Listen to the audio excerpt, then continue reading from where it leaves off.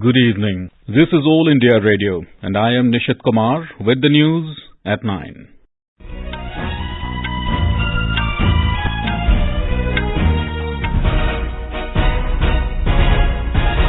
The headlines. Prime Minister Narendra Modi says Vande Bharat Express train is a symbol of New India's capability and resolve. Two-day BJP National Executive meeting to begin in New Delhi tomorrow. Defence Minister Rajnath Singh tells armed forces to be future-ready to take on security challenges. Death toll in Nepal plane crash rises to 68. Prime Minister Narendra Modi expresses grief at the loss of lives.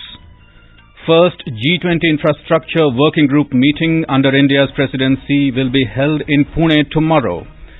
In cricket, India beat Sri Lanka by record 317 runs in the third ODI at Thiruvananthapuram, clean sweeps the series 3-0. And in hockey, World Cup match between India and England ends in a goalless draw.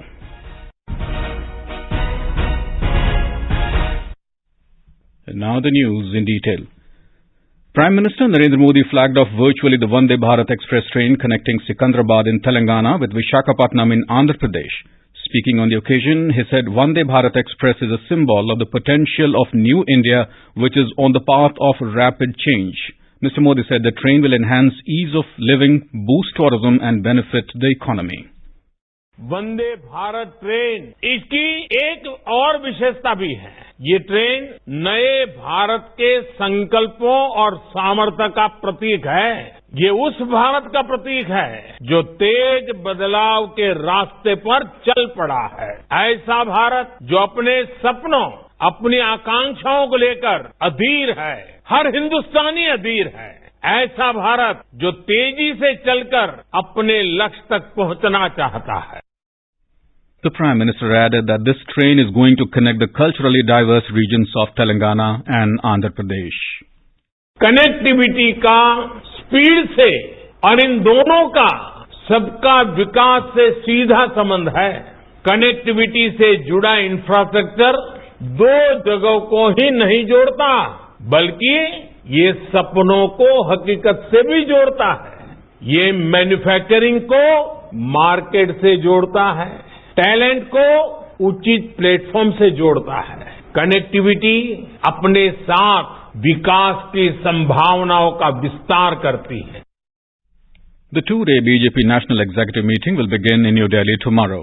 Prime Minister Narendra Modi, BJP National President J.P. Nadda, Union Ministers, Chief Ministers of BJP ruled states and other senior party leaders will attend the meeting. On Tuesday, the Prime Minister will address the concluding session. Briefing media in New Delhi today, Party General Secretary Vinod Thavade informed that a mega exhibition based on 6 different themes, including Good Governance First, Inclusive and Empowered India, Vishwa Guru Bharat, will be showcased at the NDMC Convention Centre, where the meeting will take place. On the first day of the National Executive meeting, the Prime Minister will hold a roadshow in the afternoon from Patel Chowk to Parliament Street. Our correspondent reports that the meeting is expected to extend the tenure of Mr. Nadda as party president. A report. The BJP National Executive meeting is significant in view of the upcoming assembly elections in different states as well as the 2024 Lok Sabha elections. In this meeting, the party will chalk out its strategy for the poll-bound states and Prime Minister Modi will give the mantra of victory to the BJP leaders. The National Executive will deliberate on key issues confronting the country and pass resolutions on economic, political and social issues. Besides, BJP's organizational matters will also come up for discussion along with the party's recent resounding victory in Gujarat Assembly polls. With Diwakar Anand Kumar, AIR News, Delhi.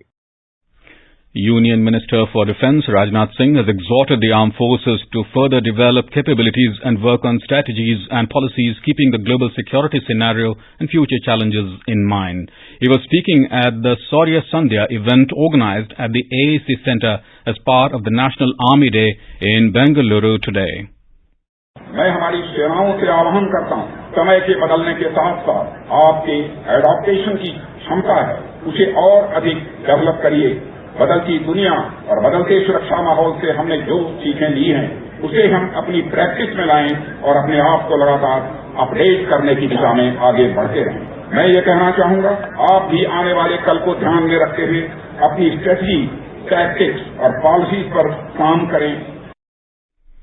Defence Minister lauded the armed forces for ensuring the country's territorial integrity and upholding rich tradition with unmatched bravery. The Defence Minister recalled the bravery of the armed forces during 1962, 1965, 1971 and 1999 wars and the recent incidents in Galwan and Tawang.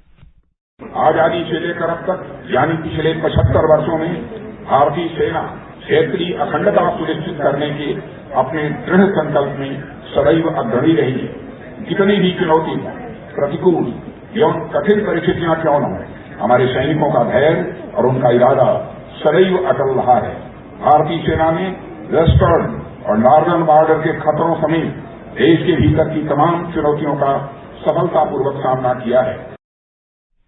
Mr. Singh hoped that by 2027, India will be one among the top economies of the world and it will occupy the top slot, and hence security plays an important role to safeguard the national interest.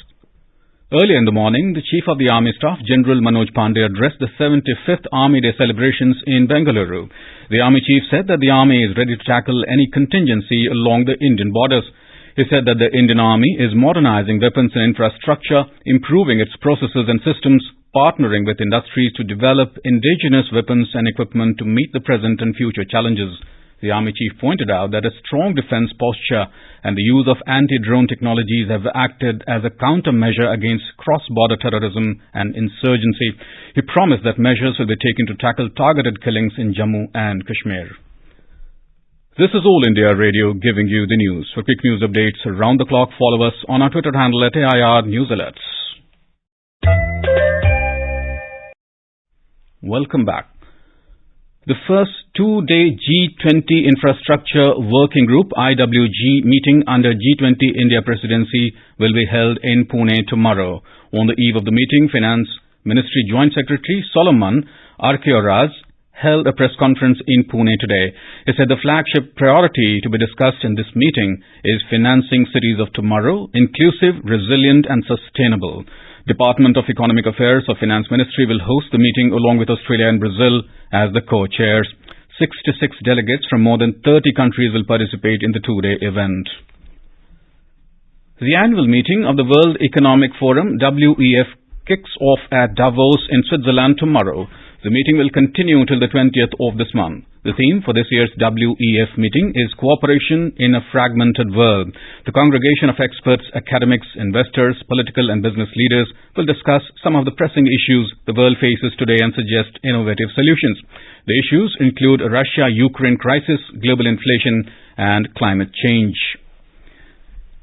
In Nepal, the death toll in the plane crash this morning has gone up to 68. The mishap occurred when a 72-seater Yeti Airlines plane crashed into the gorge of River Sethi near Pokhara International Airport. A total of 68 passengers, including 5 Indians and 15 foreigners and 4 crew members, were on board the ill-fated plane. According to reports, the plane coming from Kathmandu crashed when it was attempting to land at the Pokhara International Airport amid bad weather conditions. Immediately after the mishap, the Nepal government called an emergency meeting of the Council of Ministers. A 5-member commission has been formed to probe the mishap. We have more from our Kathmandu correspondent. The cause of the mishap is not immediately clear. The Civil Aviation Authority of Nepal has issued a helpline number for Tribhuvan International Airport +97701 411 3163 and Yeti Airlines helpline number 980 100 7531. Indian Embassy has issued a helpline number 98511-07021 for Kathmandu and 98560-37699 for Pokhara. At the crash site, the newly inaugurated Pokhara International Airport, rescuers sprayed water hoses to control the fire. Hundreds of soldiers started retrieving the bodies, many of which were beyond recognition. Shweta Singh, All India Radio, Kathmandu. Prime Minister Narendra Modi has expressed grief at the loss of lives. He said in a tweet, pained by the tragic air crash in Nepal in which precious life has been lost, including Indian nationals. He said in this hour of grief, his thoughts and prayers are with the bereaved families. The Election Commission has called a meeting of presidents, chairpersons and general secretaries tomorrow to discuss and demonstrate the remote voting machine. The technical expert committee members will be present in the meeting. The poll body has proposed the introduction of remote voting for domestic migrants using a multi-constituency electronic voting machine that will retain all security features of the EVMs currently in use. In Uttarakhand, Disaster Management Secretary Dr. Ranjit Kumar Sinha inspected the landslide-affected areas in Joshimath along with geologists and senior officials. Dr. Sinha asked the concerned officials to monitor crack patterns and growth. Talking to a news agency, he said, providing immediate relief and rescue to the affected people is the top priority of the state government.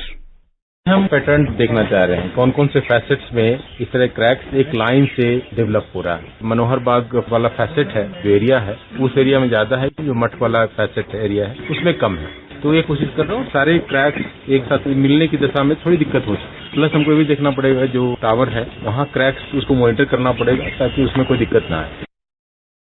Meanwhile, Mangesh Ghildia, Deputy Secretary at the Prime Minister's office, has reached Joshimath and conducted an on-site inspection along with senior officials from the district administration to assess the effect of land subsidence in the city and the relief and rescue operations. The world's longest river cruise, MV Ganga Vilas, on way to Dibrugarh via Bangladesh, is in Bihar. AIR correspondent reports that the tourists of the cruise visited different places of Buxar today and went to Doriganj, Chhapra. A report. The tourists today visited the War Memorial and Sitaram Upadhyay Museum in Buxar. Tourists expressed happiness after visiting museum. I'm surprised that you have such a big collection from this age. I took a lot of photos, pictures for myself, and it's such a nice museum. After visiting tourist places of Buxar, the Ganga Vilas sailed to Doriganj, Chhapra. Union Minister Ashwini Kumar Chaubey said Doriganj is significant place in Hindu mythology. The cruise will reach Patna tomorrow after visiting Chirand archaeological site in the Saran district. The cruise will be in Bihar till 22nd of this month. During this period, the cruise will halt at 8 different places. The travelers will visit different historical places and monuments. Krishna Kumar Lal, AIR News, Patna. Biting cold conditions have intensified in most parts of Rajasthan. Mount Abu was recorded as the coldest place in the state with -7 degrees Celsius today. Fatehpur, Jobner and Churu also recorded a minimum temperature between -2 to 4 degrees Celsius.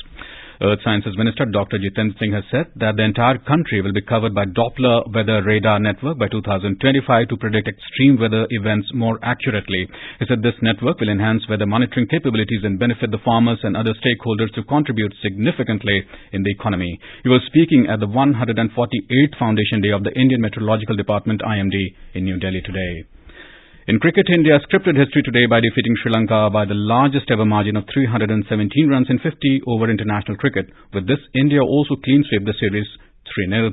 Previous record of a win by largest ever margin was with New Zealand for 290 runs over Ireland in 2008. In today's match at Thiruvananthapuram, chasing the target of 391 runs, visitors were all out for 73 in 22 overs. Mohammad Siraj claimed 4 wickets for India. Earlier, a century each by Shubman Gill and Virat Kohli guided Team India to a whopping total of 390 for 5. Gill slammed second ODI century of his career with 116 runs and Kohli remained unbeaten at 166 runs, scoring 46th ODI century of his career. In FIH Men's Hockey World Cup, match between India and England ended in a goalless draw at Birsa Munda International Hockey Stadium in Rourkela. In this stipulated time, no team could score a goal. Earlier, in another Pool D match, Spain registered first win, beating Wales by 5-1 at the same venue.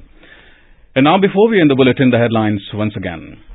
Prime Minister Narendra Modi says Vande Bharat Express train is a symbol of New India's capability and resolve. Two-day BJP National Executive meeting to begin in New Delhi tomorrow. Defence Minister Rajnath Singh tells armed forces to be future-ready to take on security challenges. Death toll in Nepal plane crash rises to 68. Prime Minister Narendra Modi expresses grief at the loss of lives. First G20 Infrastructure Working Group meeting under India's presidency will be held in Pune tomorrow. In cricket, India beat Sri Lanka by record 317 runs in the third ODI at Thiruvananthapuram, clean sweep the series 3-0. And in Hockey World Cup, match between India and England ends in a goalless draw. And that's all in the news at 9. Good night.